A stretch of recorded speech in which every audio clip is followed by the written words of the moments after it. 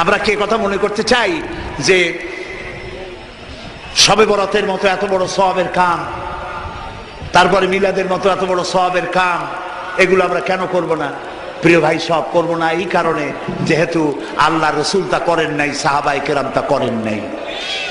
আমরা ওই কাজ করতেই পারি না যেই কাজের মধ্যে আল্লাহ রসুল এবং সাহাবায়ে কেরাম যেটা স্পষ্টভাবে সহিহ হাদিস কর্তৃক প্রমাণিত নয়, আমরা তা করতে পারি না।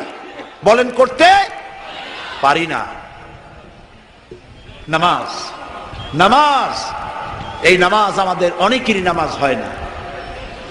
রাসূলুল্লাহ বলেছেন, সাল্লু কামা রাআইতুমুনি উসাল্লি, নামাজ পড়ো সেইভাবে যেভাবে আমাকে নামাজ পড়তে দেখো। এটা শ্রেষ্ঠ ইবাদত।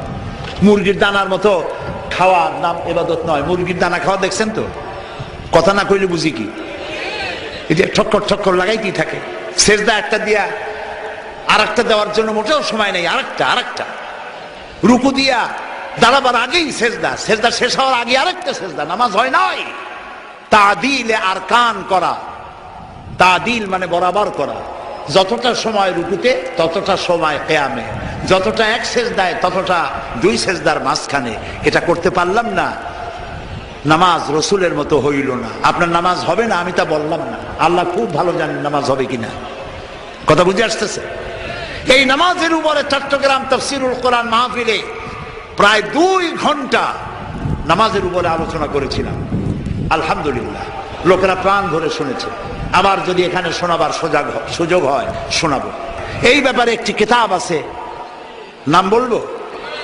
বর্তমান বিশ্বের শ্রেষ্ঠ হাদিস বিশারদ আল্লামা নাসিরউদ্দিন আলবানী রাহমাতুল্লাহ আলাইহি, তার লেখা সালাতুর রসুল, রসুল্লাহর নামাজ, একটি বই আছে।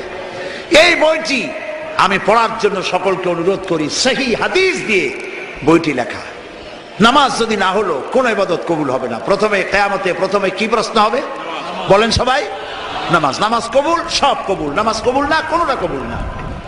প্রিয় ভাই সব, আল্লাহর নবী বলেছেন, লা দীনা লিমান লা সালাতা লাহু, যার কাছে নামাজ নাই তার কাছে দ্বীন নাই। আল্লাহ রাসূল বলেছেন, মান তারাকা সালাতান ফাকাদ কাফারা, মান তারাকা সালাতান মুতাআম্মিদান ফাকাদ কাফারা।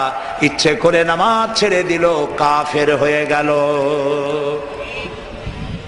প্রিয় ভাই সব, নবীজি তার ইন্তেকালের মাত্র 5 দিন আগে চরম ভাবে অসুস্থ হয়ে পড়লেন, জ্বরে আক্রান্ত হলেন, মাথায়